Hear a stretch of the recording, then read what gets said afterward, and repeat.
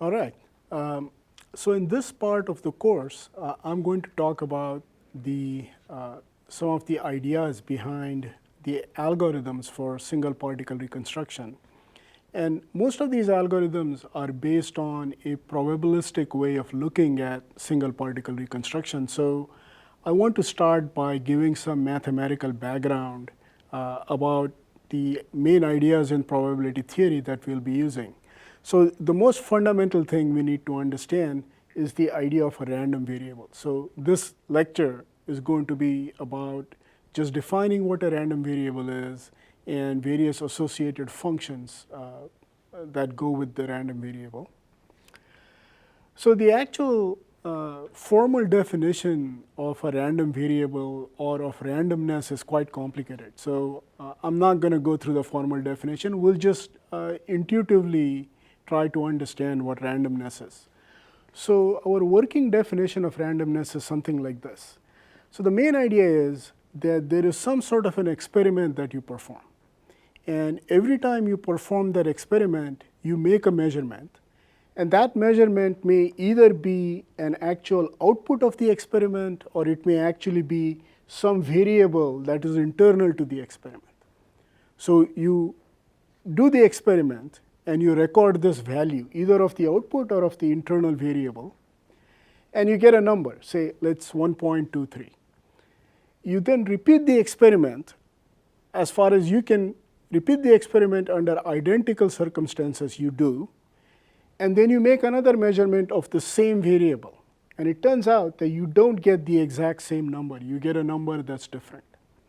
So when you repeat the experiment over and over again, that same variable, the same value, actually gives you different numbers.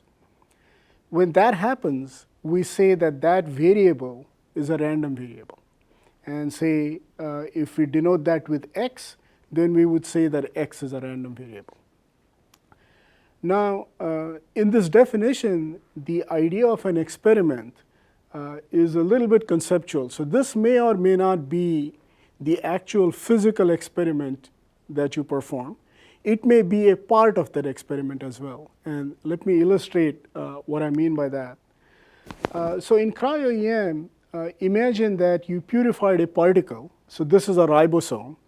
And then you take multiple copies of that particle and embed them in ice. But that embedding is random in the sense that the orientation of the particle inside the ice is not always in the same direction. So if you think of embedding of any one particle as a single experiment, then you can attempt to measure its random orientation by doing something like this. We associate an axis with the particle that is fixed with the particle.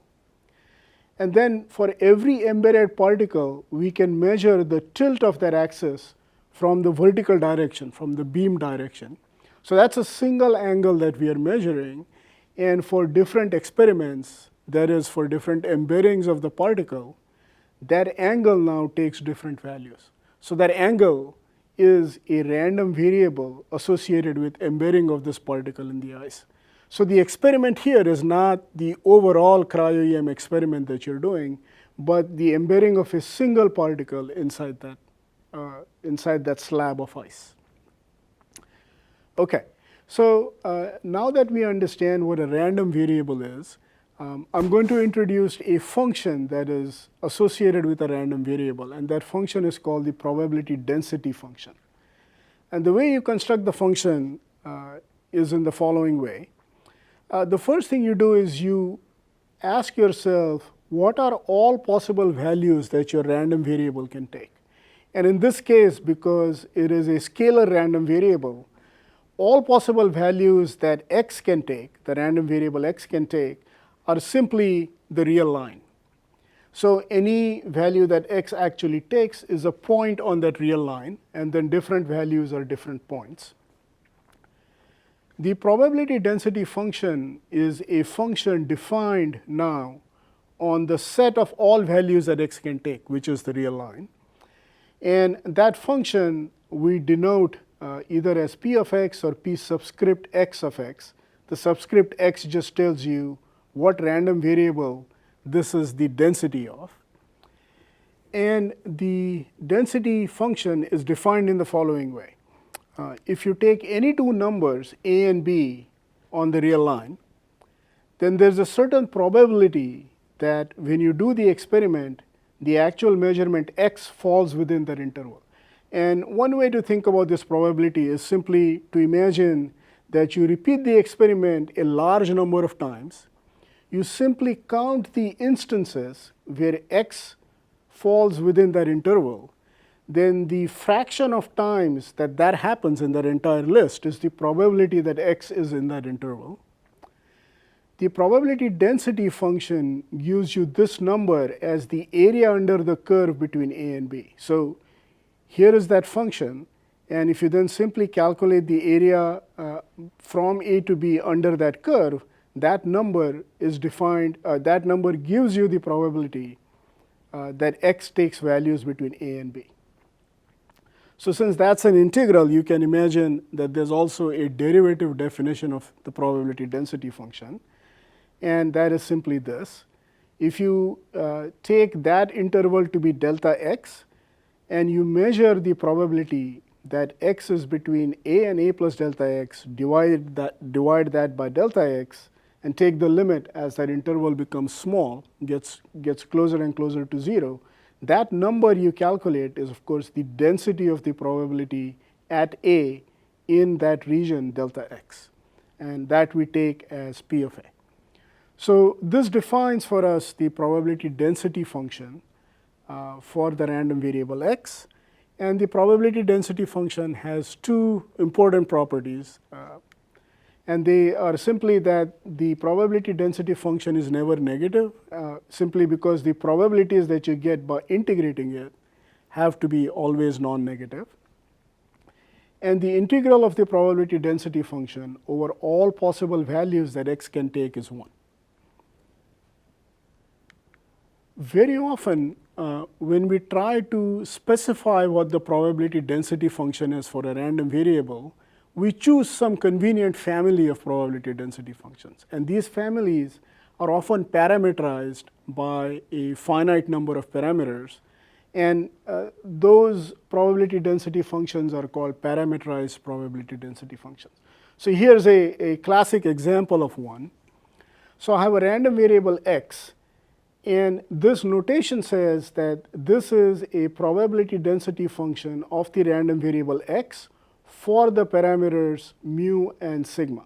So that vertical line simply tells you that everything on the right-hand side of that are the parameters of that probability density function.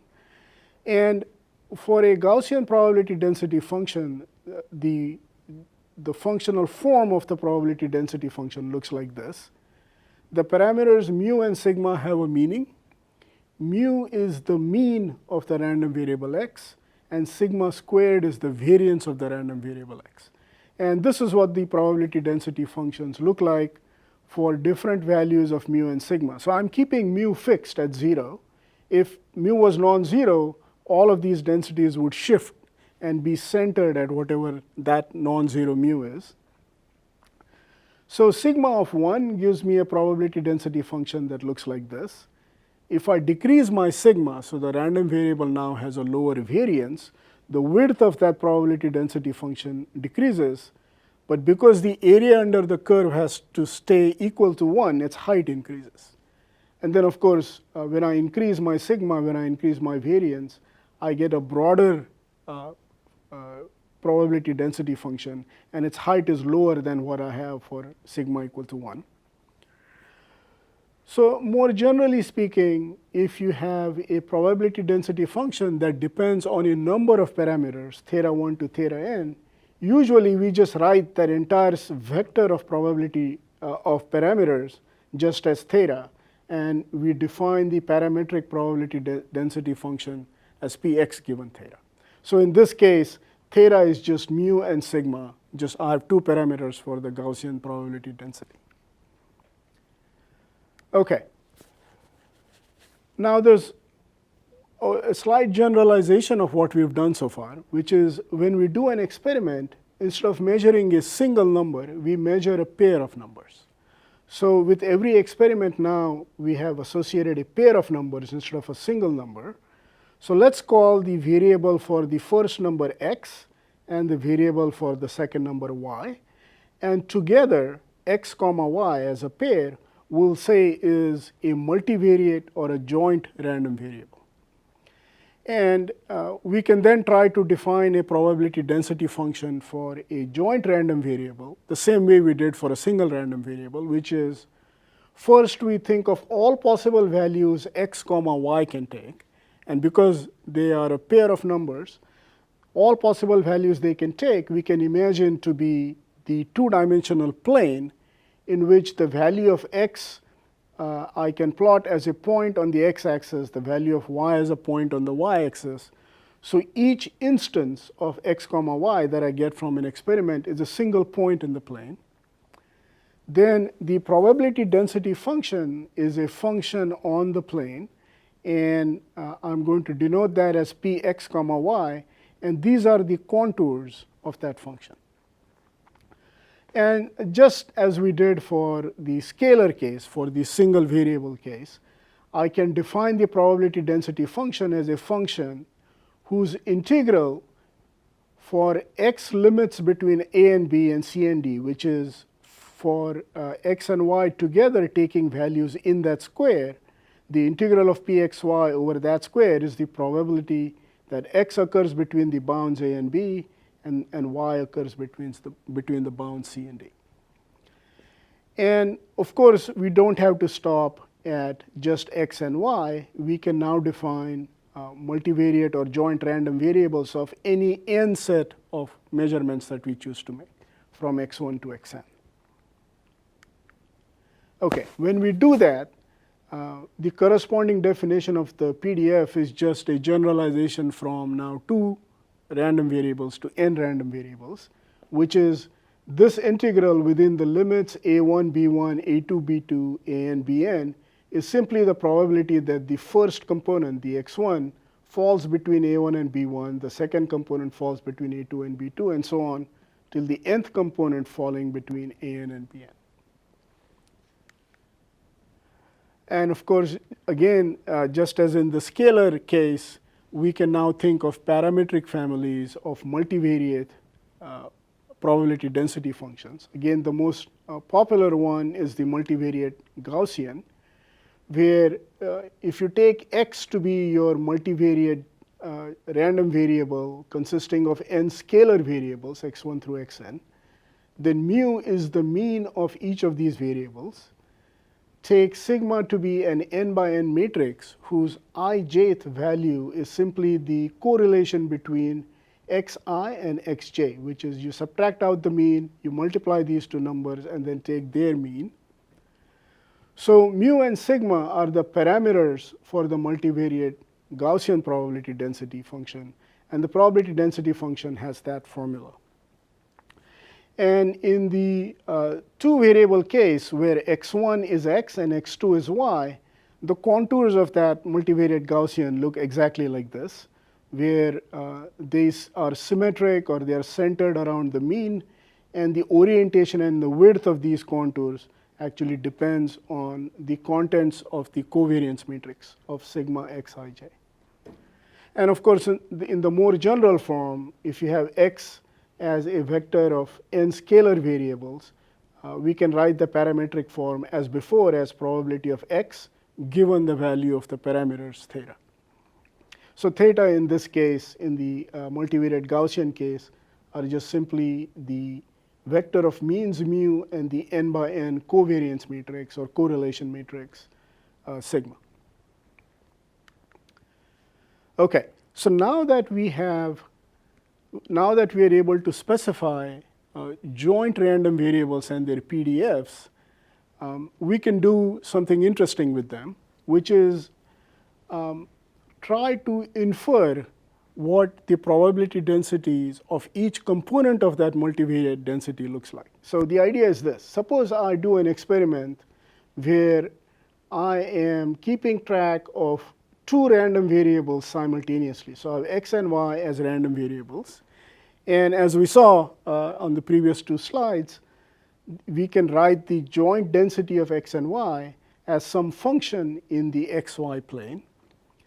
But then we can do something interesting with this. We can say, okay, suppose I give you the joint density of px and y, but now I choose to ignore y. I'm only going to look at values of x.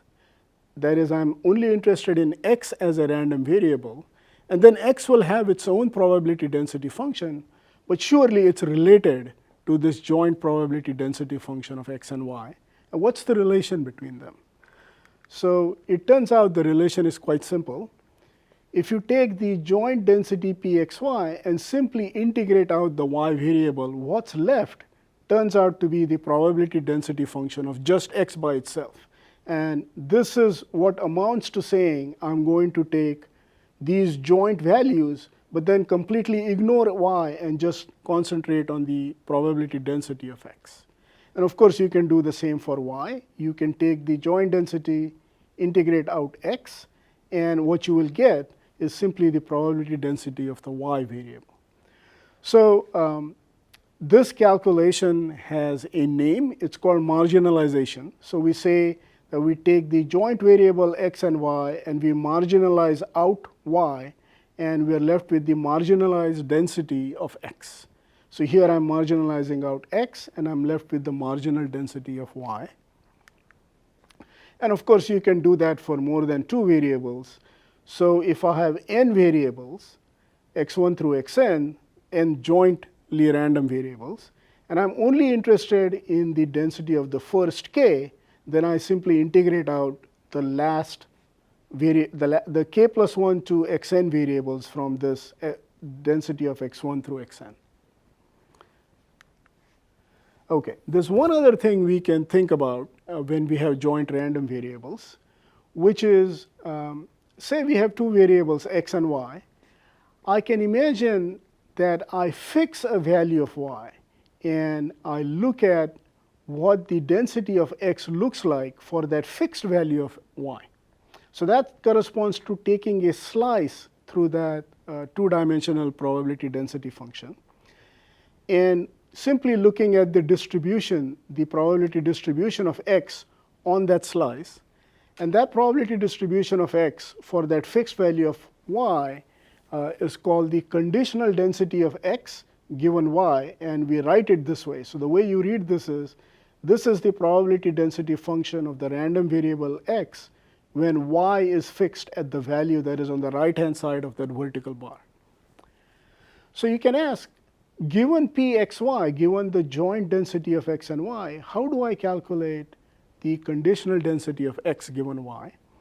And that turns out to be this very simple formula. So the conditional density of x given y is simply the joint density of x and y divided by the marginal density of y. And remember, the marginal density of y is just the joint density of xy where you integrate out x. Now it turns out that conditional densities have the same properties that probability densities have. They are always bigger than or equal to 0, and their integral with respect to the random variable. So remember, y is fixed. We're thinking of x as a random variable. So the integral with respect to the random variable is 1. So that's exactly the same properties that a probability density function has. And of course, instead of holding y fixed, we can try and hold x fixed, in which case we are taking this vertical slice through that density, and we are thinking about the conditional distribution of y given a fixed value of x. And that, of course, the calculation is the same as this. You just exchange the roles of x and y, and you get analogous formulae for the conditional density of y given x. And more generally, if you have the joint density of a bunch of x's, x1 through xn, and a bunch of y's, y1 through ym, you divide this by the marginalized probability density of y1 through ym, you get the conditional distribution of the x's given the y's. Okay. There's an important way of manipulating this formula that we're going to need. And basically, all it corresponds to is cross-multiplying py over to the other side. So if you know what the conditional distribution of x and y is and the marginal of y is, you can multiply the two and get back the joint density of x and y. And that holds for several random variables as well. Okay. So a very important theorem or a very important rule about conditional distributions is called the Bayes theorem or the Bayes rule. And what it does is it allows you to take the conditional distribution of x given y and in some sense invert that, so that you would then get the conditional distribution of y given x. And Bayes' rule says to go from here to here, you simply multiply by the ratio of the marginal distribution of x of y divided by the marginal distribution of x. And a similar formula holds for joint random variables where you have more than two. So the conditional distribution of x1 through xk given xk plus 1 to xn is the reverse conditional distribution. So probability of k1, k plus 1 to xn, conditioned on x1 to xk divided by the appropriate marginals. So just to tell you a little bit about who Bayes was, so Reverend Thomas Bayes was a British clergyman who wrote a paper first describing this theorem. But then later on, a lot of the mathematical implications of that were developed by a French mathematician, Laplace. This is the same Laplace who discovered Laplace's equation in heat transfer, Laplace's transform for differential equations, and so on. A very famous mathematician. Okay, so now that we have Bayes' theorem, we can talk about the central problem in single particle reconstruction, which is the problem of inferring or estimating what the structure is given cryo-EM particle images. And more abstractly, we can think of the problem in this way. We have some quantity y that we are interested in measuring. So y for us, for single particle reconstruction, will be the actual 3D density of the particle that we are trying to reconstruct. But unfortunately, we cannot measure y directly. Instead, what we do is we make a measurement. We do some experiment and we measure something else that is related to y. And the something else for us is going to be a bunch of cryo-EM images. The relation between y and x is random in the sense that if I were to create a new sample of the same particle and do another cryo-EM experiment, I would get a whole bunch of different x's. So the relation between y and x is a probabilistic relation. And the inference problem is, given x, to figure out what y actually looks like, or get some estimate of the probability, or get some estimate of the particle density. And in some abstract sense, Bayes' theorem solves this problem in the following way. So what you do is you begin by saying, before I do an experiment, what do I know about the particle? And maybe you know something, maybe you know very little. But you specify your knowledge of what the particle is by constructing a probability density function over all possible particles. And that's called the prior. And by prior, we mean it's prior to the actual measurement. So that's the prior on y, the thing that you want to infer from the experiment. Then the process of experimentation, which is the relation between y and this random x, you specify by giving the conditional probability of x given y, which is simply a mathematical description of this experiment. So this description says, if I knew what the particle y was, what is the probability that I would see an image of a particular type? So this describes how the measurement x relates to y. And then our task is to go from this description of the experiment to actually inferring something about y given the measured x's. So the problem in some abstract sense is to go from the conditional density of x given y to y given x. And we know how to do that. That's just Bayes' rule.